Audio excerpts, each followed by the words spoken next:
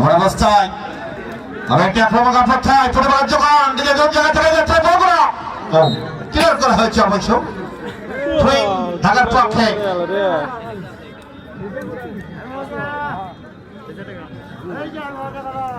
আবার যোগান সেটাকে উদ্দেশ্য মাঠে মাইনাস করা হয়েছে ঢাকার পক্ষে একটি আক্রমণ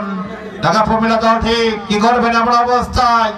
আবার একটা প্রত্যায় নিজের জং জায়গা থেকে মধ্যমাঠ থেকে আবার আক্রমণ ঢাকা প্রমিলা দলটি প্রতিপক্ষের সমানা আমার অবস্থায় গণবার কিনে দেওয়া হয়েছিল সুমনাকে